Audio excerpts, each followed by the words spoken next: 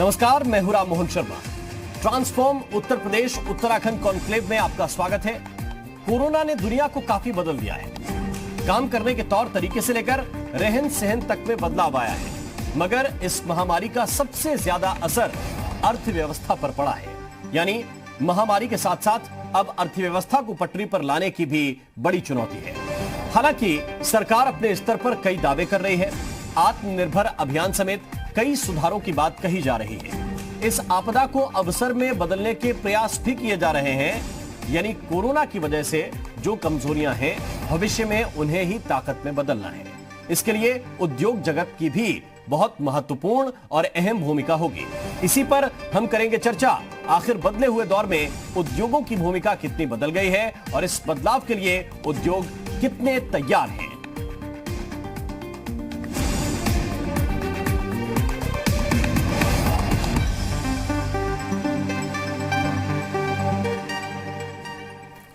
और चर्चा करने के लिए ऐसे कुछ खास मेहमानों का रुख करते हैं जो खुद भी बदल रहे हैं और ये संकल्प भी ले रहे हैं कि उत्तर प्रदेश को और देश को बदलने में वो अपना योगदान एक अहम तौर पर देने के लिए तैयार है। ऐसे मेहमानों से आपका परिचय कराते हैं। हमारे साथ इस वक्त राजेश शर्मा जुड़ रहे हैं। आप डायरेक्टर हैं रियल एडवर्टाइजिंग के। हमारे साथ इस वक्त शशांक चौरसिया जी हैं। आप मैनेजिंग डायरेक्टर हैं टेस्टी मैन्युफैक्चरिंग कंपनी रॉयल मसाला के नाम से। आप इसे और बेहतर तरीके से जानते होंगे। बहुत बहुत स्वागत है आप दोनों का। कृष्ण कुमार सोमानी जी भी हमारे साथ इस वक्त जुड़ गए हैं। आप मैनेजिंग डायरेक्टर हैं RHL प्रोफाइल्स लिमिटेड के। बहुत बहुत स्वागत सोमानी साहब आपका भी। सबसे पहले प्रश्न सोमानी जी मेरा आपसे ही है, और प्रश्न यह है कि आप लोग लंबे वक्त से व्यापार वर्ग से जुड़े हुए हैं। ऐसा कठिन दौर आपने शायद ही कभी देखा हो। इस परिस्थिति में एक संकल्प प्रदेश के मुख्यमंत्री ले रहे हैं, एक संकल्प देश के प्रधानमंत्री ले रहे हैं, और ये उम्मीद कर रहे हैं कि आप लोग एक ऐसी ताकत के रूप में उभरेंगे जो देश को सशक्त करेगा, प्रदेश को सशक्त करेगा। मेरा पहला सवाल आपसे यह है कि कोरोना के इस काल में पिछले 3 महीने कैसे गुजरे हैं, क्या क्या चुनौतियां आपके सामने रही, और मौजूदा वक्त में आपके सामने क्या चुनौती है, कैसे खुद को बदल रहे हैं और प्रदेश को बदलने का संकल्प ले रहे हैं। लॉकडाउन आ गया था 25 मार्च, सब इंडस्ट्री बंद हो गई थी।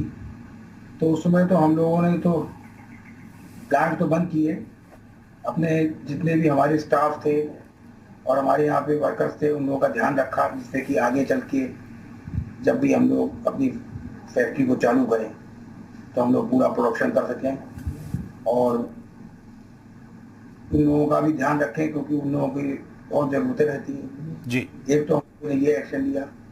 दूसरा, हम लोगों ने अपने यहाँ पे जो भी लोग थे उनको घर पे रहने के लिए एडवाइस दी और कहा पूरा ध्यान रखें, सोशल डिस्टेंसिंग मेंटेन रखें, अपने यहाँ पे सैनिटाइजेशन करके ही कोई भी सामान घर में अंदर लें।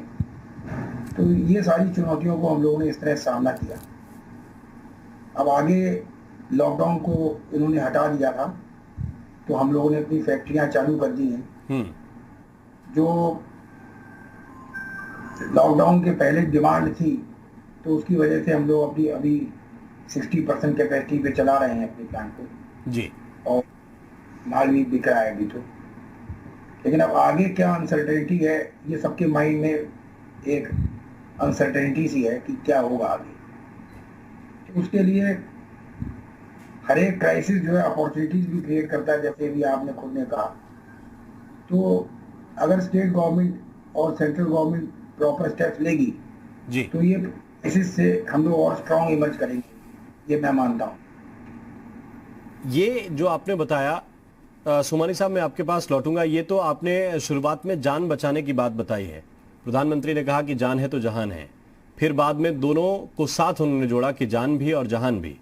तो आपके व्यापार को कितना नुकसान पहुंचा है एक बात, और उससे ओवरकम करने के लिए आपकी इच्छा शक्ति, संकल्प शक्ति कितनी मजबूत है, मैं इस पे सवाल पूछूंगा। लेकिन उससे पहले राजेश शर्मा जी, आप एडवर्टाइजिंग और मार्केटिंग दोनों का एक ऐसा काम करते हैं जो लोगों तक उस ब्रांड की सही समझ पहुंचाए, उसके बारे में सही जानकारियां पहुंचाए। लेकिन चुनौती आपके सामने भी इस वक्त यह है कि जब कंपनियां खुद ही लॉस में हैं, उनके सामने भी एक ऐसी चुनौती है कि वो खुद को मजबूत पहले करें, तब फिर एडवर्टाइजिंग के बारे में थोड़ा सोचेंगे। कैसे ऐसे वक्त में आप, जब कोरोना का संकट पूरे देश में और अभी भी अनिश्चितताओं का दौर है, अभी भी कुछ निश्चित नहीं हुआ है क्योंकि अब 3 लाख के करीब केस देश में हो गए हैं, आप कैसे सोच रहे हैं अपनी कंपनी के विस्तार के बारे में, आगे बढ़ने के बारे में, और आपके जो एम्प्लॉयज हैं, आपके साथ काम करने वाले साथी हैं, उनकी जिंदगी के बारे में? आप बिल्कुल ठीक कह रहे हैं। एक्चुअली कोरोना ने सबको डरा तो दिया था, लेकिन अब धीरे धीरे सब लोग इसको समझना भी शुरू कर दिया है और इसके साथ जीना भी शुरू कर दिया। शुरू में ये लगा था कि अनिश्चितता हुई थी कि क्या होगा आने वाले समय में, कैसे आगे समय बढ़ेगा, आगे कैसे काम होंगे। लेकिन अब धीरे धीरे सभी ने, इंडस्ट्रीज ने, कंपनीज ने और प्रोडक्शन जितनी भी कंपनीज, सबने समझ लिया कि इसी के साथ हमें आगे जीना है। और धीरे धीरे इन लोगों ने सबको एक टीम भी बना दिया। सबने, पूरे लेबर ने, मैनेजमेंट ने, कंपनीज ने, डिस्ट्रीब्यूटर्स ने, डीलर्स ने, सबने ये सीख लिया कि हम लोगों को सबको मिलकर काम करना है, डबल मेहनत पे काम करना है, कॉन्फिडेंस के साथ काम करना है। जैसे अभी हमारे प्राइम मिनिस्टर साहब ने बोला था कि आत्मनिर्भर बनना है, तो मैं पीछे न्यूज सुन रहा था, तकरीबन 1000 प्रोडक्ट्स की लिस्ट ऐसी तैयार की गई है जिसको आने वाले समय में इंडिया में ही तैयार किया जाएगा, जिसमें जो पहले चाइना से आता था इंडिया में बनेगा, इंडिया में प्रोडक्शन होगा, इंडिया में पैकेजिंग एंड असेंबलिंग होगी। तो अब ये धीरे धीरे अपॉर्चुनिटीज तो आ रही हैं और धीरे धीरे ये समय भी बढ़ता जा रहा है। जैसे आप देख रहे हैं, इंडस्ट्रीज खुल गई हैं, पूरी फैक्ट्रीज भी अपनी फुल फ्लैश्ड काम करना शुरू कर दिए और ट्रांसपोर्ट भी धीरे पटरी पर आ रही है। तो मेरे ख्याल से अब धीरे धीरे लोगों ने इसको समझ के इसको अपने ट्रैक पे लाना शुरू कर। बिल्कुल। और अब हम चलते हैं, हमारे साथ इस वक्त शशांक चौरसिया जी भी हैं। चौरसिया साहब, प्रधानमंत्री ने तो ये भी कहा कि लोकल के लिए वोकल बनना है, यानी जो हमारे लोकल ब्रांड्स हैं वो भी बहुत अच्छी क्वालिटी मेंटेन कर रहे हैं, लेकिन उनकी ब्रांडिंग और जोरदार हो, इसकी दिशा में भी काम करना है। मैं आपका अनुभव जानना चाहूंगा। एक ऐसी कंपनी आप चला रहे हैं जो लोगों के किचन तक है, लोगों के पेट से जुड़ी हुई है और लोगों की जीभ स्वाद से जुड़ी हुई है। कितनी चुनौतियां अभी हैं आपके सामने और कैसे बदलेंगे? क्या प्लान है, क्या रोड मैप है?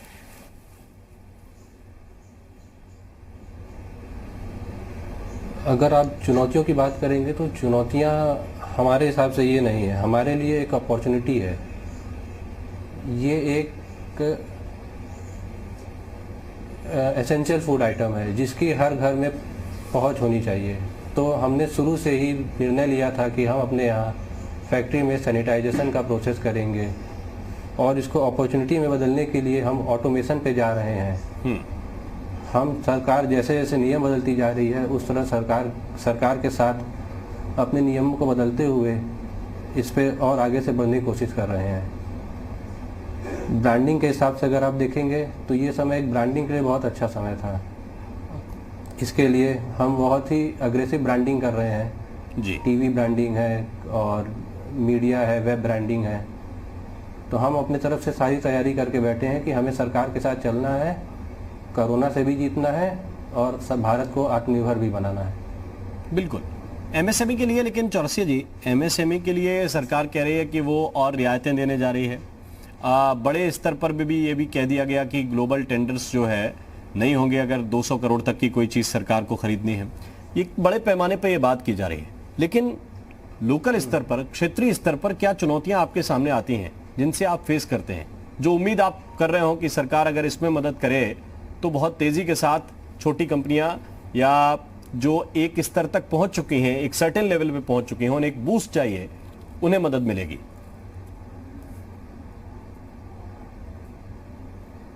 अगर आप इसकी बात करेंगे तो सरकार हर कोशिश कर रही है कि वो चीज़ों को और अच्छे से लेके आए, लेकिन सरकार की कुछ नीतियों में पारदर्शिता नहीं है। उस चीज़ों में अगर ये सरकार पारदर्शिता लाती है तो छोटे इंडस्ट्रीज़ को बहुत फ़ायदा मिलेगा।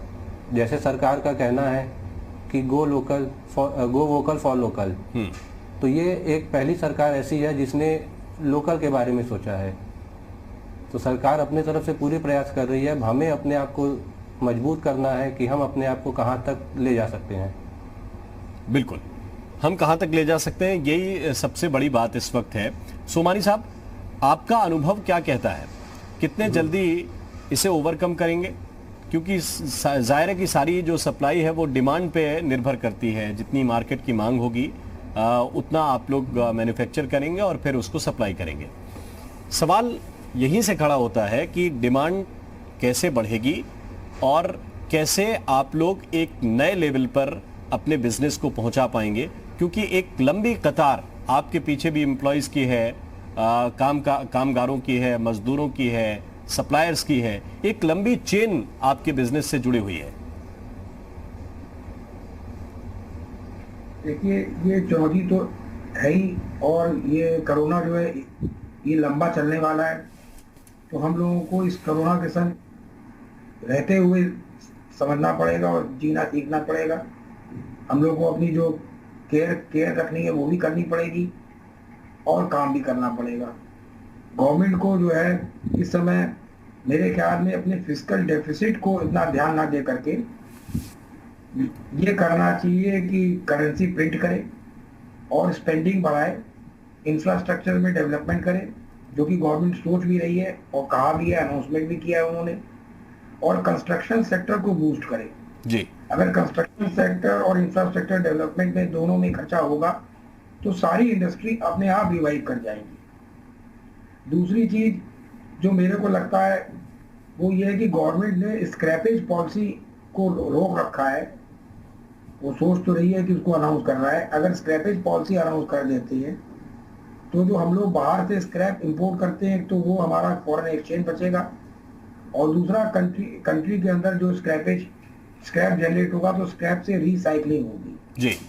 और तीसरी चीज ये है, स्क्रैपेज पॉलिसी लाने से जो ऑटोमोबाइल सेक्टर इसमें तकलीफ में है वो भी रिवाइव करेगा। तो जब सब लोग खुशहाल होते हैं तभी देखिए सब लोग अच्छी तरह चलते हैं। हमारी जो इंडस्ट्री है, स्टील इंडस्ट्री, वो तो सबकी प्रॉस्पेरिटी के ऊपर ही डिपेंडेंट होती है। जब सब लोग प्रॉस्पर होंगे तो ही स्टील बिकता है, जब कंट्री डेवलप होगा तो ही स्टील बिकता है। तो हमारे कंट्री में बहुत स्कोप है। अभी हमारे यहाँ डेवलपमेंट का, इंफ्रास्ट्रक्चर का और कंट्री के अंदर स्कोप तो बहुत है, और खास करके हमारा जो यूपी है ये तो एक समझ लीजिए यूरोप से भी बड़ा है यहाँ मार्केट जी। तो अगर हम लोग इस मार्केट को टैप कर दें तो हमें कहीं जाने की जरूरत ही नहीं है। हमारी यूपी के अंदर एक ही चीज को ध्यान देने की जरूरत है, जो हमारे मुख्यमंत्री हैं, कि हमारी इंडस्ट्री को पावर जो है वो एक रीजनेबल कॉस्ट पे मिले, जिससे कि हम दूसरे स्टेट से compete कर सकें और हम अपने स्टेट को पूरा लोहा बना के दे सकें और इंफ्रास्ट्रक्चर डेवलपमेंट में सहयोग दे सकें, और कंस्ट्रक्शन इंडस्ट्री के अंदर हम लोग जो है स्टील को रीजनेबल कॉस्ट में प्रोवाइड कर सकें। ठीक, ये आप बहुत बेहतर बात कर रहे हैं। राजेश शर्मा जी, लोकल के लिए वोकल होना ये अच्छी बात है, लेकिन वो लोकल इतना विश्वसनीय कैसे होगा जिस पर हम एक बार पैसा खर्च करें और फिर दोबारा भी पैसा खर्च करने का मन करे? ऐसी क्या जो ग्लोबल कंपनीज हैं उनके पास एडवर्टाइजिंग की या अपने ब्रांड को बेचने की ऐसी कौन सी स्ट्रेटजी होती है जो अगर हम इन लोकल ब्रांड्स पे अप्लाई करें तो लोगों को वो थोड़ी विश्वसनीय लगने लगे? क्योंकि डर लगता है कि हाथ में लेके कहीं नकली तो नहीं निकल जाएगा। देखिए, आपने पीछे ये देखा भी होगा कि हमारे उत्तर प्रदेश से पिछले 4-5 साल में बहुत अच्छे ब्रांड्स जो एक नेशनल लेवल पर पहुंच गए और कई ब्रांड्स तो इंटरनेशनल लेवल पर भी पहुंच गए। लोकल और वोकल, ये बहुत आज की डेट में हमारे पास अच्छी अपॉर्चुनिटी है, जिसमें हमारा सरकार भी साथ दे रही है और एक मार्केट भी क्रिएट हो गई है, जिसमें हम एक लोकल ब्रांड को स्टेट लेवल पर और नॉर्थ इंडिया लेवल पे और नेशनल लेवल पर और इनफैक्ट इंटरनेशनल लेवल पे भी ले आ सकते हैं। अपॉर्चुनिटीज बहुत हैं, ऑप्शंस भी अच्छे हो गए हैं, बिकॉज हम 360 डिग्री एडवर्टाइजिंग करते हैं या प्लानिंग या प्रमोशन करते हैं, तो ये बहुत इजी है नाउ दीज डेज इस युग के अंदर, जहाँ डिजिटल मीडिया है और जहाँ इलेक्ट्रॉनिक मीडिया इतना स्ट्रांग है, जो इतने देशों में जाता है, 40-50 देशों में हमारा ये चैनल्स जाते हैं। तो ये बहुत आसान हो गया कि हम आज एक क्षेत्रीय प्रोडक्ट को प्रदेश लेवल पे, नेशनल लेवल पे और इंटरनेशनल लेवल पे ले जाए। पॉइंट सिर्फ ये है कि कौन सा मीडिया सही टाइम पे, कॉस्ट इफेक्टिव मीडिया में कैसे हम इसको चूज करें। ये चैलेंजर जॉब है जिसमें प्रोफेशनल कंपनीज भी अब उत्तर प्रदेश में काफी आ गई।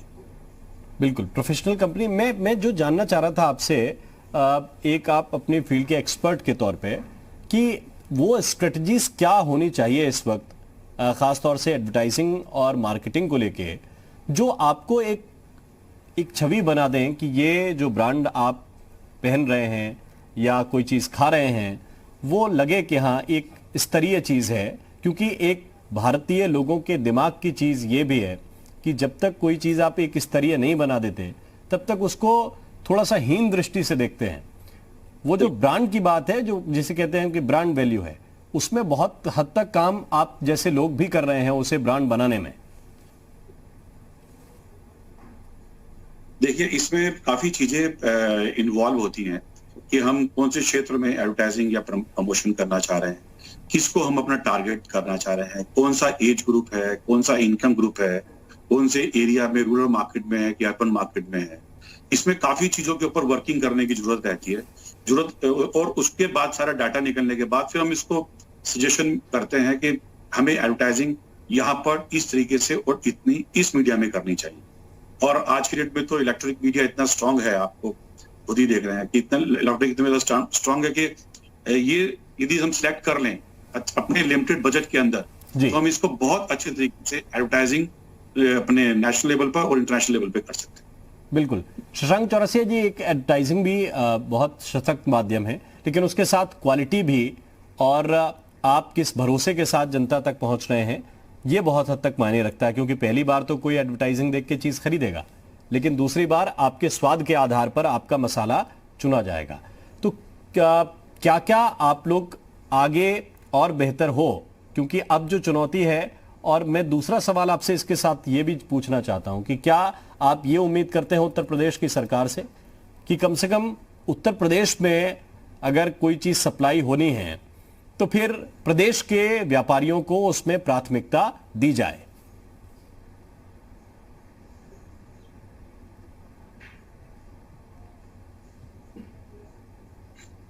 ब्रांड की क्वालिटी जो होती है वो बहुत बड़ा महत्व होता है ब्रांड की इमेज बनाने के लिए। तो हम तो पहले ब्रांड की क्वालिटी ग्राहकों तक पहुंचा रहे हैं। हमारी कंपनी जो है वो 10 साल पुरानी है और ये नाम ऐसा है कि लोगों के जुबान तक आ चुकी है।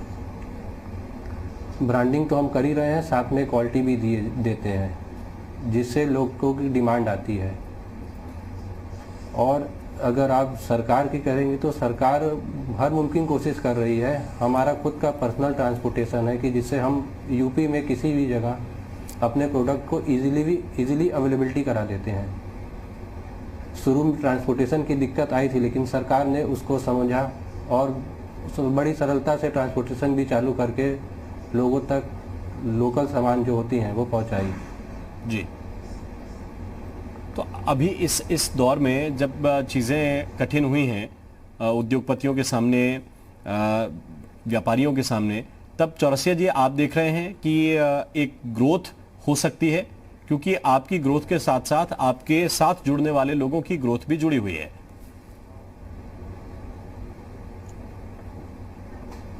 हाँ, हम इसको ग्रोथ मान सकते हैं, क्योंकि जब इंटरनेशनल ब्रांड्स जो हैं वो अभी इंपोर्ट नहीं हो रहे हैं, जिसकी वजह से हमें बहुत अच्छा चांस मिला अपने ब्रांड को एक नेशनल लेवल तक ले जाने के लिए। अभी तक मेरा ब्रांड एक रीजनल ब्रांड था जी, लेकिन कोरोना की वजह से हमने यूपी, बिहार, काफ़ी स्टेट्स कवर किए हैं।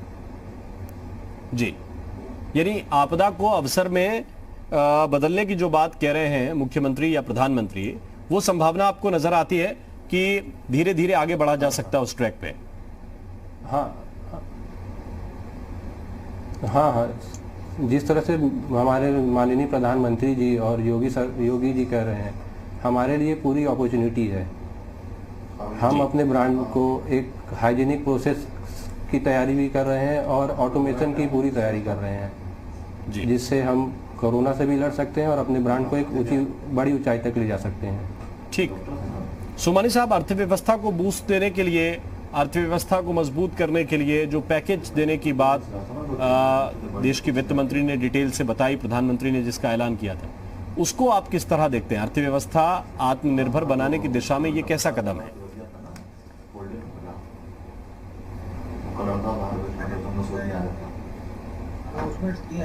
जी, उसमें फायदा होगा ही, लेकिन डिमांड क्रिएट करने के लिए भी इनको फिस्कल डेफिसिट, जैसे मैंने कहा, ये इस पर ज़्यादा जोर दे रहे हैं।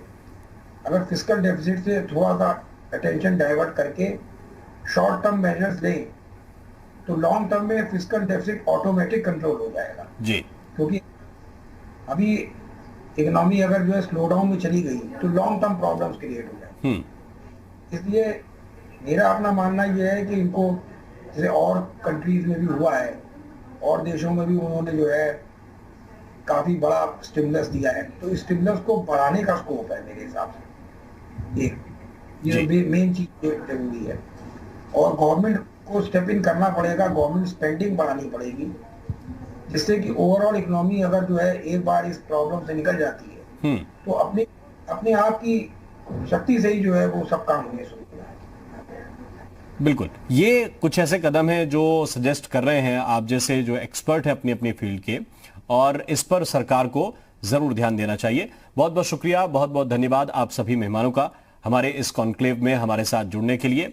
बड़ी बात यही है कि अगर उत्तर प्रदेश को ट्रांसफॉर्म करना है, अगर देश को ट्रांसफॉर्म करना है, तो इसी इच्छा शक्ति की जरूरत है कि अपने अपने फील्ड में आप खुद को बदलने के लिए, खुद को एक नई सीढ़ी ऊपर ले जाने के लिए खुद कितना काम कर रहे हैं।